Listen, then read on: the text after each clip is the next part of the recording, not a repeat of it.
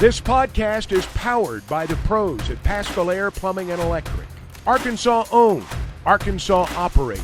GoPaschal.com. We got Grant Hall with us each Wednesday, usually about this time. Morning, Grant. How you doing today? Well, I'm doing well. I'm a little bit sad because a good friend died this week. You may have seen that Hoody Ingram, at 90 years old, passed away. He was a guy who was an assistant coach at Arkansas from 67 through 69. He later became athletic director at Florida State and Alabama. He lived in Birmingham when he died. He was an SEC associate commissioner for a while, but he was also in First Baptist Church when my dad was pastor here. And, I mean, he was there every time the door opened. And I remember him telling me, I didn't know until I read the obituary that he had a record of 10 interceptions in one season as a sophomore at Alabama in 1952 that still stands. And he coached defensive backs at Arkansas. And I remember him telling us at a gathering up at our house one time on Mount Sequoia that, Georgia had just gone into computers, and they had all these things. They had tendencies of their team and the other team, and of course, everyone else was soon to follow that. But he said no matter what you do, you can have all the computer printouts, but he said every team settles into tendencies. And, Matt, you would, appreciate that. I mean, yeah, the other team may know what's coming, but you got to do what you have confidence in, and that's what teams do. But he was just a great guy. And he had a son. His name was Cecil Ingram, and his son Cecil was about 6'6" and was a very good golfer. And I got to see Hoody a couple of times at bowl games through the years. And we had a coach that said he should have been the coach at Rice, so they could have been the Hoody Owls, But what really made me sad was so I started thinking about who can I call yesterday, and of course, Frank Broyles has passed away, and people like Dean Weber, who was here later, but he would have known of Hoody, and he's passed away. And then I thought of Chuck Dicus. I should have called him. And there's a guy named Gus Rusher that we play golf with sometimes at Paradise Valley, who was on that 69 team. Listen to the other guys that Hoody coached with. John Barnhill was the AD. Frank was the head coach. Charlie Coffey, Mervyn Johnson, Johnny Majors, Wilson Matthews were on that first staff. And then in 68, Frank brought in Don Bro and Harold Horton and Richard Williamson. And that's when they brought it, they had Bill Montgomery and Chuck Dicus, and they had guys that could complete 3rd and 20, that they never really had before. And, of course, those guys were all on the staff in 69 when Arkansas came within one play or came within a coach's decision, however you want to say it, of having a great chance to win the national championship against Texas. Yeah, so Hoody Ingram would be one of the, almost countless people why we have an award that's based in Little Rock that's called the Royals Award. Of course, David Basil had to put the thing together and get it cleared by the College Football Awards and accept it, and it's become it's become the accepted award for the top assistant coach in college football, and Hoody Ingram would be one of the. If you're an athletic director at those two schools you'd mentioned, and he worked for Frank, it's a pretty lasting impact. And that was one I hadn't heard of, and I know about all of the, not all. I guess I thought I knew about most of the branches on his coaching tree, but here's another one.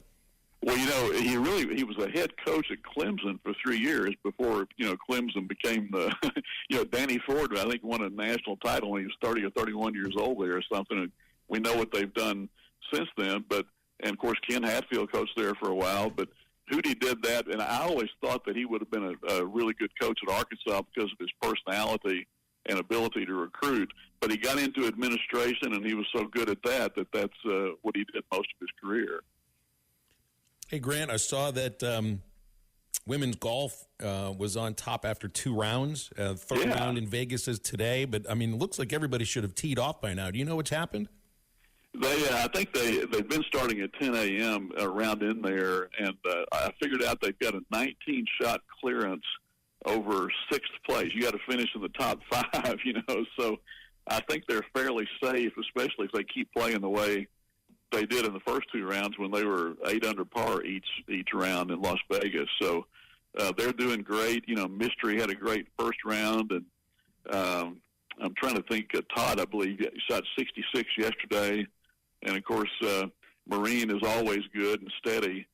So that's. I'm sure they'd like to go ahead and win the thing as a bonus and give them confidence going into nationals. I think Purdue is within 4 shots of them going into today.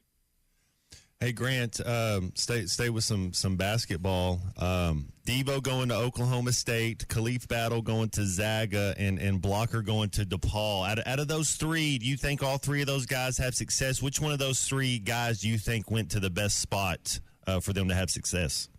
Well, I think probably Battle, just because he'll be in a system that knows offense really well. I mean, I told somebody the other day he might average 25 points for those guys. You never know how it's going to play out. But that should be a good situation for him. And then Devo, I think, could do well at Oklahoma State. I guess we forget that originally he was going to go there, and then Arkansas pulled him away in the recruiting from Oklahoma State. And they haven't been very good lately, but he'll go into a situation where I would think he could go in there and start and have a pretty good year. And, of course, Blocker, a lot of people would like to have seen him stay here, had a lot of potential, and but he's younger. But I would say probably Battle. It'd be really interesting to see how he and Mark Few mesh, how they gel together, and if that's going to be a good fit for him. Yeah, you got to play defense for Few as well. That's the other right. thing. But I'm with you. I think Battle, he'll be a top 5, just most athletic guard in that conference, in that league. And then I think with Blocker kind of going a step down to DePaul, man, I think Blocker's really going to shine as well. Yeah, he should. And since we're on basketball, Matt, you'll be proud. I've been watching a lot of NBA ball. There we go. In the playoffs. And I tell you, I'm just going to flatly predict that Minnesota is going to win the whole thing. I like it, man. It's a long shot, but, I mean, what they did to Denver in the first 2 games, and I saw where Mike Conley was named Teammate of the Year. He's like a coach on the floor, and in his 17th year, he's coltish, man. I mean, he's doing it for them, and he's not the only one. I mean, how about Edwards? Mm-hmm. You talked about him last week, I think, and there's a guy that could kind of help carry a team. So I know there's a lot of Boston's playing well, and the obvious ones that are playing. But what they've done to Denver is pretty startling, I would say. Minnesota looks young, fresh, ready to go. Denver looks old and tired those first 2 games, Grant. It was, and to your point, Minnesota has the number 1 ranked defense in the NBA this year. So that's, defense wins championships. Yeah, and they're physical too. I mean, I remember Barkley talking about that last week. But I think he kind of saw this coming. Maybe the series isn't over. C-Unit, obviously. C-Unit picked the T-Wolves as well. Yeah. Yeah. Hey, Grant, I saw a pretty gruesome injury yesterday for Cardinals catcher Wilson Contreras. J.D. Martinez hit him with the bat inadvertently. It was a catcher's interference, and they were showing that the Cardinals have wanted to, because framing is supposed to be a big deal now and has been for really, I mean, it's been a big deal for a long time, but now, coaches feel that you can sort of quantify how many strikes a catcher can steal for you. So they've got him closer up to the plate. And you think about how the change in how catchers even operate now, the knee down on the ground, even with men on base, tough to block. It's all about trying to frame pitches around the strike zone until somebody breaks their forearm and is out for like 2 months. Yeah, I think baseball needs to address this a little bit, Phil, because there have been 33 of these already this year. I think there were 90 altogether last year. And it's not just framing. It's trying to get up there on pitches before they get lower as they cross the plate, and maybe the umpire can't see it the way they'd like him to see it. And that's exactly what happened last night. And the hitter was known for kind of waiting late, hitting the right field. And so it didn't happen on. There have been a lot of them that have been on the backswing. I've seen some of those this year too.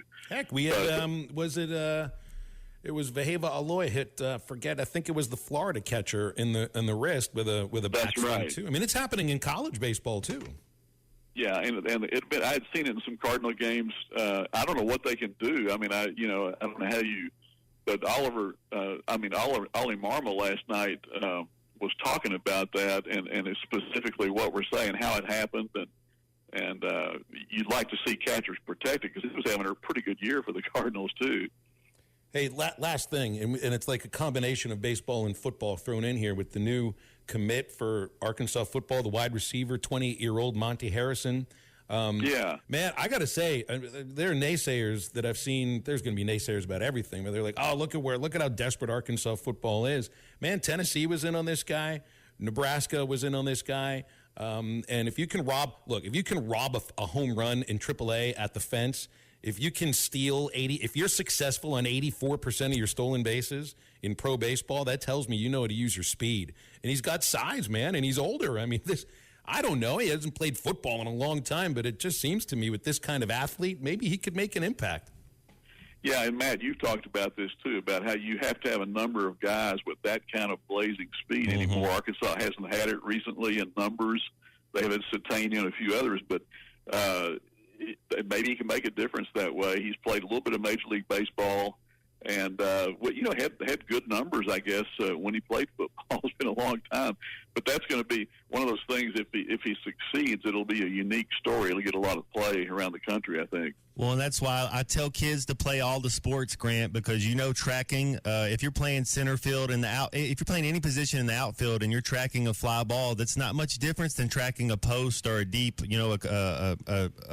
far as like a deep throw in football. It's the same type of concept. It's just the outfield fence is the cornerback. Well, yeah, somebody's going to hit you, or you're going to run, but it's having awareness, and it's just part of the process. Eye-hand coordination, and I love the fact that he's at least a 4-5 guy. I mean, you got to have more 4-5 guys up there.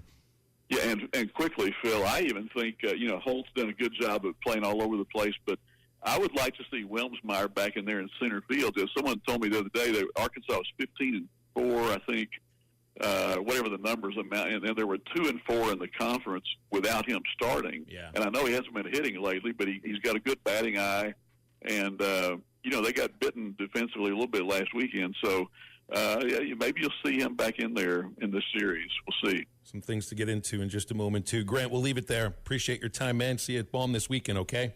Okay, see you.